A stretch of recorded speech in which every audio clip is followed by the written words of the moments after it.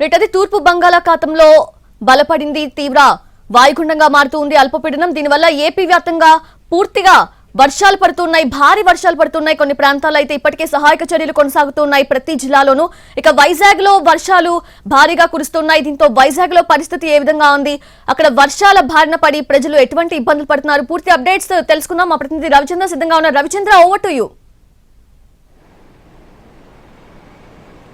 దక్షిణ కోస్తా జిల్లాలో మరో 24 గంటల పాటు అత్యంత భారీ వర్షాలు నమోదు కాబోతున్నాయి. ప్రస్తుతం పశ్చిమ మధ్య బంగాళాఖాతంలో ఉన్న వాయుగుండం క్రమేపీ ఉత్తరాంధ్ర తీరం వైపు వస్తోంది.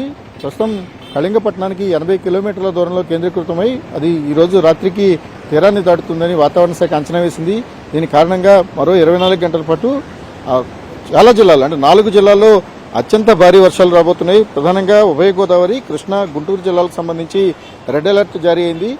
ఇక అనకాపల్లి, విశాఖపట్నం, అలాగే అల్లూరి సీతారామరాజు, కాకినాడ జిల్లాలకు సంబంధించి ఆరెంజ్ అలర్ట్ను జారీ చేశారు. ఇక్కడ కూడా భారీ వర్షాలు నమోదవుతాయి. తుఫాను అంటే వాయుగుండం తీరం దాటిన తర్వాత అది క్రమేపీ బలపడే క్రమంలో కూడా వర్షాల ఉధృతి కొనసాగిపోతుంది. లోతట్టు ప్రాంతాల ప్రజలు పూర్తి స్థాయిలో అప్రమత్తంగా ఉండమని చాలా స్పష్టమైన హెచ్చరికలు ఉన్నాయి. ప్రధానంగా ఫ్లాష్ ఫ్లడ్స్ వచ్చే అవకాశం ఉంది. అకస్మాత్తుగా 19 సెంటీమీటర్లకు మించిన వర్షం కురిస్తే అకస్మాత్తుగా వరదలు సంభవిస్తాయి. ప్రస్తుతం కృష్ణా జిల్లాకు సంబంధించి అటువంటి విపత్తు పరిస్థితి అక్కడ ఎదురవుతోంది. ఇక ఉరుములు మెరుపులతో కూడిన బలమైన గాలులు అలాగే వర్షాలు కూడా నమోదవుతాయి. కాబట్టి తీర ప్రాంతంలో ఉండే ప్రజలైతే పూర్తి స్థాయిలో అప్రమత్తంగా ఉండాల్సిన అవసరం ఉంటుంది.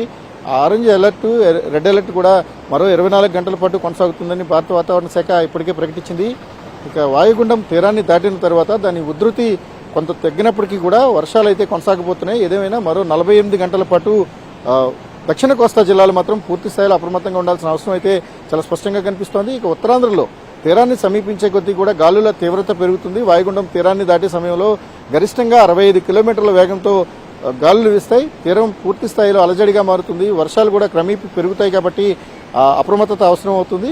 ఏదేమైనా దక్షిణ కోస్తా మీదనే ఈ వాయుగుండం ఎక్కువ ప్రభావాన్ని చూపిస్తోంది. తీరం వెంబడి బలమైన గాలులు వీయడంతో పాటు ప్రధాన పోర్టుల్లో 3వ నెంబర్ ప్రమాద హెచ్చరికలను కూడా జారీ చేశారు.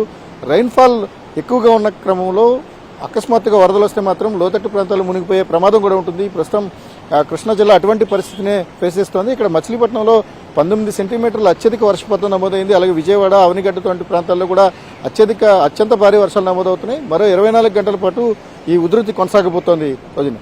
రవిచంద్ర, విశాఖలో ఏ ప్రాంతాలు ఇప్పటి వరకు జలమయమయ్యాయి, ఏ ఏరియాస్ లో ఎక్కువ ఇబ్బందులు పడుతున్నారు ప్రజలు? ప్రధానంగా నిన్నటి నుంచి కూడా వాయుగుండ ప్రభావంతో ఉత్తరాంధ్ర జిల్లాలో వర్షాలు నమోదవుతున్నాయి. కొన్ని చోట్ల భారీ వర్షాలు కురుస్తున్నాయి. కానీ ఇప్పటి వరకు లోతట్టు ప్రాంతాల్లో నీట మునగడం కానీ లేకపోతే వాటి వల్ల డైరెక్ట్గా ప్రజలు ప్రభావితమైన పరిస్థితులు అయితే లేవు. ఎప్పటికి వచ్చిన వాటర్ అప్పటికప్పుడు డిశ్చార్జ్ అయిపోతుంది. ప్రధానంగా విశాఖపట్నంలో ఉన్న కొన్ని లోతట్టు కాలనీలు అంటే గాజువాకలోని కుంచుమామ కాలనీ లాంటి చోట కొంతసేపు నీరు నిలిచినప్పటికీ దాని తర్వాత డిశ్చార్జ్ అయిపోయింది. కానీ ప్రధానంగా సిస్టమ్కు సౌత్ సైడ్ ఉన్నప్పుడు ఏదైతే వాయుగుండానికి సౌత్ సైడ్ ఉన్న గోదావరి జిల్లాలు అలాగే కృష్ణా, గుంటూరు జిల్లాల మీదనే ఈ వాయుగుండ ప్రభావం ఎక్కువగా ఉంటుంది. కాబట్టి దానిని ఆ ప్రాంతాల ప్రజలు ఎక్కువగా అప్రమత్తంగా ఉండాల్సిన అవసరం ఉంటుంది. ఆయా జిల్లాల యంత్రాంగం కూడా అటువైపు అప్రమత్తంగా ఉండాల్సిన అవసరం ఉంటుంది. వాయుగుండం తీరాన్ని దాటిన తర్వాత ఉత్తరాంధ్ర పైన దాని ప్రభావం ప్రారంభమయ్యే అవకాశం ఉంది. ఉదయం నుంచి కూడా అప్పుడప్పుడే భారీ వర్షం కురుస్తుంది, మళ్ళీ సాధారణ వర్షమే నమోదవుతోంది, చిరుజల్లులు కురుస్తున్నాయి. ఈ మిక్స్డ్ క్లైమేట్ ఉండబోతోంది. కానీ తీరాన్ని దాటిన తర్వాత మాత్రమే వాతావరణంలో చాలా స్పష్టత వచ్చే అవకాశం ఉంది. తీరంలో గాలుల తీవ్రత పెరగడం కానీ లేకపోతే ఉత్తరాంధ్రకు సంబంధించి వర్షాలు పెరగడం కానీ జరుగుతుంది. ఏదేమైనా దక్షిణ కోస్తా, గోదావరి జిల్లాలు మాత్రం ముప్పు ముంగిట్లో ఉన్నట్టుగానే భావించాల్సి ఉంటుంది. మరో 24 గంటల పాటు గోదావరి జిల్లాలు, కృష్ణా, గుంటూరు జిల్లాల ప్రజలు మాత్రం పూర్తి స్థాయిలో అప్రమత్తంగా ఉండాలనే హెచ్చరికలు జారీ అయ్యాయి. ఆయా జిల్లాల యంత్రాంగం కూడా పూర్తి స్థాయిలో సన్నద్ధంగా ఇప్పటికే అయింది.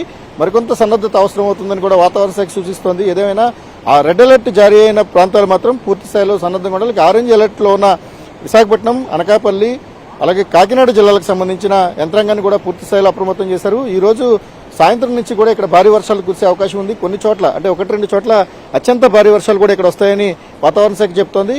పూర్తిగా ఈ వాయుగుండం తీరాన్ని దాటి అది బలహీనపడి అల్పపీడనంగా మారే వరకు కూడా దీని ఎఫెక్ట్ ఉండబోతోంది. అల్పపీడనంగా మారిన తర్వాత అది ఒరిస్సా మీదుగా ఛత్తీస్గఢ్ వైపు వెళ్తుంది. దాని ప్రభావంతో రేపు సాయంత్రం నుంచి అంటే రేపు ఉదయం నుంచి తెలంగాణ రీజియన్లో కూడా వర్షాలు ప్రారంభం కాబోతున్నాయి. ప్రధానంగా ఖమ్మం, ఆదిలాబాద్, నిజామాబాద్ జిల్లాలతో పాటు కరీంనగర్ జిల్లాకు సంబంధించినంత వరకు కూడా అంటే కరీంనగర్ ఆ ప్రాంతాల్లో కూడా భారీ వర్షాలు నమోదయ్యే అవకాశం అయితే చాలా స్పష్టంగా ఉంది. అది కూడా అల్పపీడనంగా మారిన తర్వాత దాని ప్రభావం ఉంటుంది. ఏదేమైనా తెలుగు రాష్ట్రాలకు మరో 2 రోజుల పాటు అత్యంత భారీ వర్షాలు, చాలా చోట్ల భారీ వర్షాలు నమోదయ్యే సూచనలు అయితే చాలా స్పష్టంగా ఉన్నాయి. దీని ఎఫెక్ట్ ఇప్పటికే కృష్ణా, గుంటూరు జిల్లాలు ఫేస్ చేస్తుండగా ఈ రోజు సాయంత్రం నుంచి ఉత్తరాంధ్ర జిల్లాలపైన కూడా ప్రభావం చాలా స్పష్టంగా కనిపిస్తోంది. Exactly Ravichandra, thanks for the live updates. Right, అది విశాఖలో కొన్ని ఏరియాస్ కి ఇప్పటికే ఆరెంజ్ అలర్ట్, మరికొన్ని ఏరియాస్ కి రెడ్ అలర్ట్ కూడా జారీ చేయడం జరిగింది. సో ప్రజలందరినీ కూడా అలర్ట్ చేస్తూ ఉన్నారు అధికారులు. రైట్, ఇక గుంటూరు జిల్లాకు వెళ్దాము. గుంటూరు జిల్లాలో కూడా భారీ వర్షాలు కురుస్తూ ఉన్నాయి. ఇప్పటికే రహదారులు కొన్ని నీటితో మునిగిపోయిన సందర్భాలు ఉన్నాయి. అక్కడ రాకపోకలు కూడా నిలిచిపోయాయి. సో అక్కడ అప్డేట్స్ ఏంటి తెలుసుకుందాము. మా ప్రతినిధి కృష్ణ సిద్ధంగా ఉన్నారు. కృష్ణ, గుంటూరు వ్యాప్తంగా ఎలా ఉంది పరిస్థితి? ఎస్ కృష్ణ వస్తారు, డిస్కనెక్ట్ అయింది కాల్ ఈలోపు. లేకంటే మంగళగిరి, విజయవాడ రోడ్లన్నీ కూడా వాగుల్లా మారాయి. ఇప్పటికే మనం ఇంతకుముందు చూసాము సిచ్యువేషన్. మా ప్రతినిధి పిఎంఆర్ చెప్పినట్లుగా అక్కడ కొండ చర్యలు విరిగిపడిన ప్రదేశంలో అయితే ఇప్పటికే 3 మృతి చెందారు. మరొక మృతదేహం కూడా కొండ చర్యలు విరిగిపడిన కిందనే ఇరుక్కుపోవడం చూసాము. సో భారీ వర్షాలు నమోదయ్యే అవకాశం ఉంది రానున్న 2 రోజుల్లో కూడా.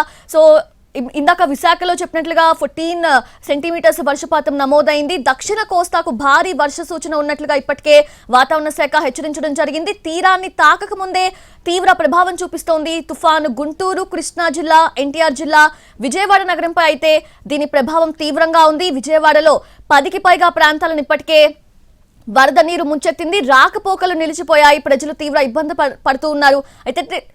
అయితే లోతట్టు ప్రాంత ప్రజల్ని సురక్షిత ప్రాంతాలకు తరలిస్తున్నారు. సో గుంటూరులో సిచ్యువేషన్ ఎలా ఉంది చూద్దాము. గుంటూరు నుంచి